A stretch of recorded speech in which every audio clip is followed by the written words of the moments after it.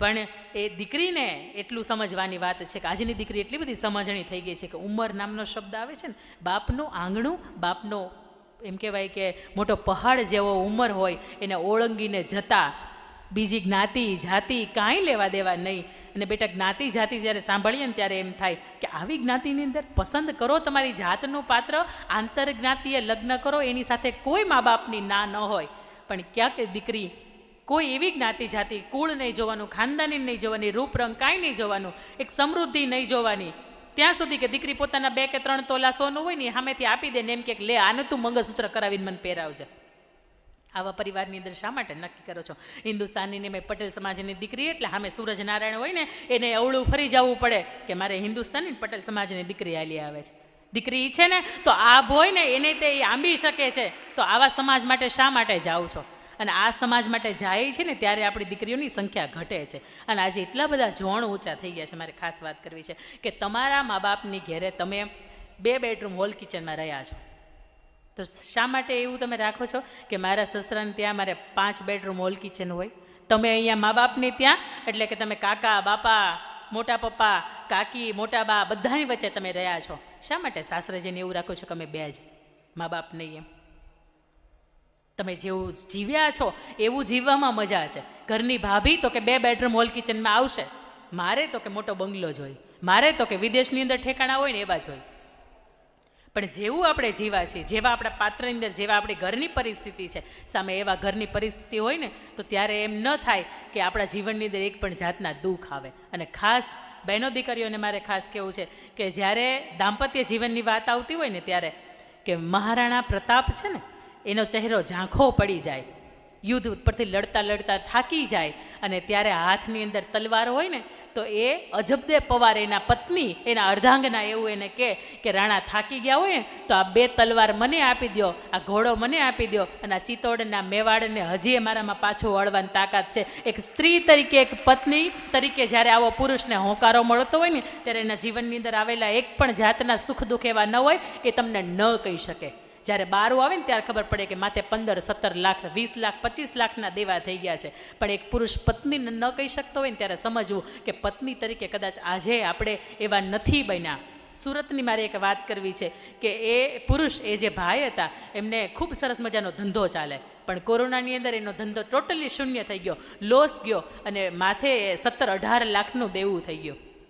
ત્યારે બેનને ચિત્ર બનાવતા ખૂબ સરસ આવડે, ખૂબ મહેંદી મૂકતા આવડે, પણ લગ્ન પછી પોતાના શોખને એક પ્રોફેશનમાં બદલવાની એને એમ કહેવાય કે એ સ્કોપ નહોતો મળ્યો કે લગ્ન પછી વર્ષો પછી એને એવું કહે છે, પત્નીને હિંમત આપતા, એના પતિને હિંમત આપતા એમ કહે છે કે તમે ચિંતા ન કરો, હું હજી બેઠી છું, હું હજી મહેંદી મૂકીને કમાશ, હું હજી ચિત્રકારની અંદર ઘણા ચિત્રો બનાવીને કમાશ, પણ તમે ચિંતા નહીં કરો. અને એ સ્ત્રી પોતાના ખૂબ મજાના ગ્રુપની સાથે પોતાના કાર્યની શરૂઆત કરે છે. મોટા મોટા ફંક્શનો હોય, મોટા પ્રદર્શનો હોય, એની અંદર પોતાના દોરેલા ચિત્રો છે, રાત દિવસ જાગીને એ લડે છે, એમાં મૂકે છે અને આખી એક મહેંદીની એક ટીમ આખી ઊભી કરે છે અને એના અંદરમાં પોતે કમિશનથી કામ કરે છે અને વર્ષના અંતે 11,89,000ની કમાણી કરે છે અને આ કમાણીમાંથી 10 લાખ રૂપિયા પતિનું દેવું ભરે છે.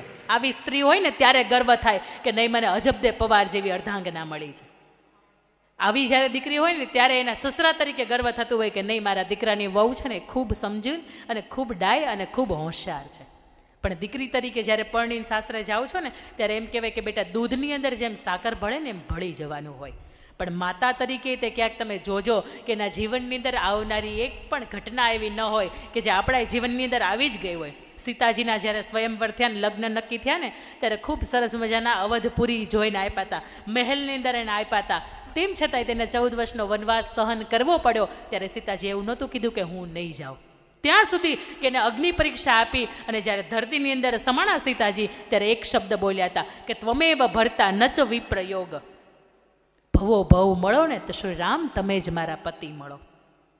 સ્ત્રીની અંદર આવું ચરિત્ર છલકતું હોય ને ત્યારે એ સમાજની અંદર, કુટુંબ વ્યવસ્થાની અંદર, આ દાંપત્ય જીવનની અંદર આ ઘટતા પ્રશ્નો છે ને એ ઘટી જાય. અને આજે આપણે ખોડલધામની સમિતિ તમે જોયું હશે કે દાંપત્ય જીવન વિખાઈ ગયા હોય ને તો એને ભેગા કરવા માટેના કામ કરે છે. દાંપત્ય જીવનના જે મેરેજ બ્યુરો ને બધું ચાલે ને તો એ કદાચ આપણા માટે ગર્વની વાત ન કહેવાય, પણ ક્યાંક આપણે નથી સમજી શકતા. 2 વર્ષની અંદર તો કે મારા સાસુ સાથે મારે નહીં બને. એક દીકરી સાસરે જાય અને એના મમ્મીને 6-8 મહિના પછી મમ્મી ઘરે આવે ને કે મારા સાસુ સાથે મારે નહીં બને. એટલે એના મમ્મી ખૂબ હોશિયાર, માતા બે રીતની હોય.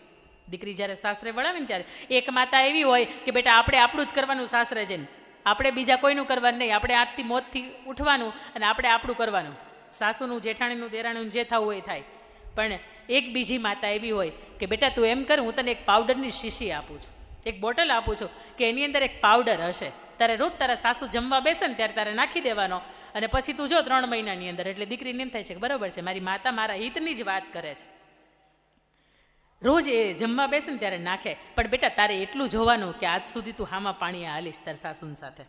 એને જે કહ્યું છે ને તેની વાતનું ઉલ્લંઘન તે કર્યું છે, પણ તારે 6 મહિના નાટક કરવાનું છે અને તારે 4-5-6 મહિનાની અંદર આદર્શ વહુ બનીને રહેવાનું છે.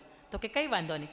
સાસરે ગઈ, સાસુ એમ કે આજથી કાલથી વહેલા થોડાક ઉઠતા જાજો. તો દીકરી 5 વાગે ઉઠીને હા બા તાર તમે કહો એમ. સાસુ એમ કે ક્યાંય ફરવા નથી જવાનું. તો કે હા બા તમે કહો એમ. આપણે સાંજે કે મહેમાનને 50-60 જણાને જમણવાર કરવાનું છે. તો કે હા બા તમે કહો એમ. મામાને કેદુના નથી બોલાવે, તમે આવે એને બોલાવી લ્યો ને. ત્યારે સાસુને એમ થાય કે અત્યાર સુધી આ સામે હાલતી અને આ દીકરાની વહુ મારી બદલાઈ કેમ ગઈ આટલી બધી. પણ ત્યારે સાસુએ થોડુંક છૂટું મૂક્યું કે કંઈ વાંધો નહીં બેટા, તમારું જ છે ને, આલ્યો આ ચાવી, આજથી તમારે સંભાળવાનું, તમારે જ્યાં જવું હોય ત્યારે તમે છૂટા. 2-5 મહિનાથી તમે ફરવાય નથી ગયા, તમે ફરવાય જઈ આવો. એટલે દીકરાની વહુને અંદરથી સમજાણું. ફરીથી દોડતી પોતાની માતાની પાસે આવીને કહ્યું કે માં, મારા સાસુ તો હવે બહુ બદલાઈ ગયા છે.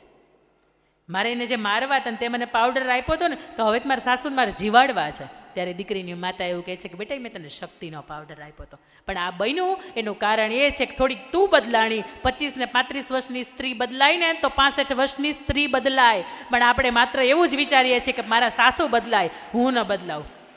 આપણે આપણા તરફથી થોડાક બદલાઈને તો એ સાસુને એમ થાય કે નહીં, મારા જીવનની અંદર એ થોડીક બદલાણી છે, એ હામાં પાણી હાલતી હતી, તો લાવ હવે હું થોડીક બદલાવ. પણ તોય આ પરિવાર છે એ ટકતા હોય, તો આ પરિવારની અંદર દાંપત્ય જીવન છે એ ખૂબ મજાના મધુરા ચાલતા હોય. અને આ કાર્યક્રમના અંતે સૌથી છેલ્લી મારે તમને વાત એ કરવી છે કે આપણને જન્મ કોણે આપ્યો. માત્ર 5 મિનિટની છેલ્લી વાત કરવી છે કે આપણને જન્મ આપણી મા તરફથી મળ્યો છે. એમનું આપણા જીવનની અંદર જે યોગદાન છે, એવું યોગદાન વિશ્વની કોઈ પણ દુનિયાની અંદર કોઈ વ્યક્તિ છે આપણને આપી ન શકે. ખાસ એટલા માટે કે આપણને આ દુનિયા કદાચ વર્ષોથી ઓળખતી હશે, પણ 9 મહિના વધારે આપણી મા છે ને એ આપણને ઓળખે છે. અને ખૂબ સરસ મજાના શ્રેષ્ઠ કવિઓએ એવું કીધું છે કે માથી મોટું કોઈ નહીં, ભલે ન હોય જળધર કે જગદીશ, સૌ કોઈ નમાવે શીશ, અંબા આગળ આલિયા. અને મીઠા મધુ ને મીઠા મેહુલા રેલો, એથી મીઠેરી મારી માત જો, આ જનનીની જોડ સખી નહીં જડે રેલો. આ દીકરીને એમ થાય છે મારે સાસુ સાથે નથી રહેવું, પણ ક્યાંક એની સાથે એ કનેક્શન નથી. કોલેજમાં ભણતો કોઈ દીકરો અહીંયા બેઠો છે? બેટા કોલેજની અંદર હોય, 12મા ધોરણની અંદર હોય અને એના મમ્મીની સાથે આવ્યા હોય, તો એક દીકરો અને એની માતા અહીંયા મંચ ઉપર આવો.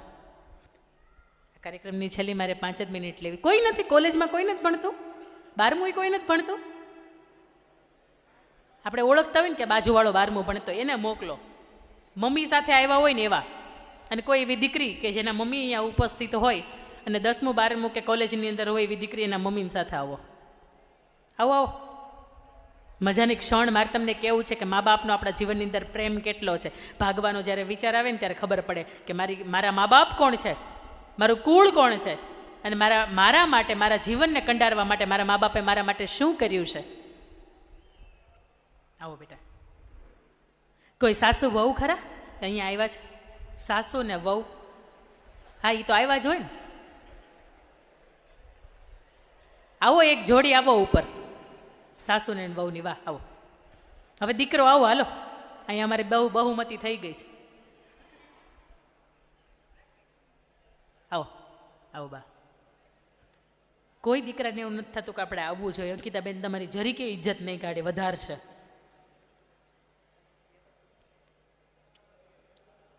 આપણા અહીંયા સંસ્થામાંથી કોઈ પ્રમુખ કે કોઈ ટ્રસ્ટી ખરું કે એમની માતા અહીંયા ઉપસ્થિત હોય ને આવ્યા હોય? થોડોક સાથ આપો ને. એટલે કોઈ દીકરો તો નહીં જ આવે. ગાંઠ બાંધી લીધી સાચ, એ તો એ ગાંઠ ખોલાઈ નાખો. હાલો હું તો આવું માઇક લઈને નીચે. અહીંયા માતાઓ બેઠી છે, કોના દીકરા અહીંયા હાજર છે? આવો તો બેન, આવો. બ્લુ કલરની સાડીવાળા બેન આવો. હાલો, એનો દીકરો ક્યાં છે? સીધી ધારે ન નીકળેલો હોય તો પછી આડી ધાર કરવી પડે, પણ આપણે તો આજ કાઢવાનું જ છે ઘી. આવો બેન, તમે અહીંયા આવો એટલે તમારો દીકરો તમને ઓળખી જશે કે આ મારા જ મમ્મી છે. સોંગ આપ્યું છે ને તમને? સોંગ આપ્યું છે તમને? તમને ગીત આપ્યું દિલીપભાઈ?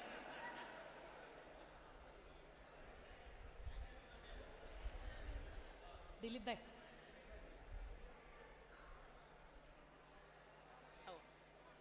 અત્યાર સુધી એવું નહોતું લાગતું કે મારી મમ્મી છે મારે આવવું જોઈએ. બેન ક્યાં ક્યાં એટલે પાટો ગાંગરે જેમ ક્યારે નહીં હું તો બોલતી હતી.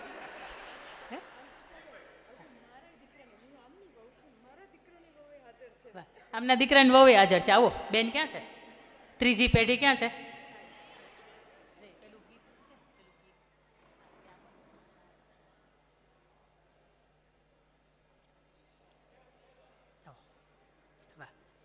ક્યારના બેઠા છો, તમે થાકી ગયા છો, જોડી બધે સાથે સાથે રહે. થોડાક તમે એમ દૂર જાઓ. આ મંચ અત્યારે આપણું જ છે, કોઈ ચડ્યું નથી, મતલબ આપણું છે.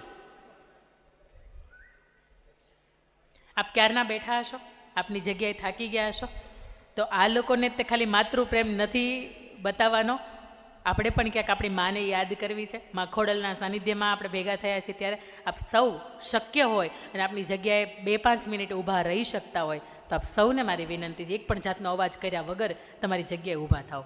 હાશ કોકે માંડ ઊભા થવા દીધા તો હું સુતો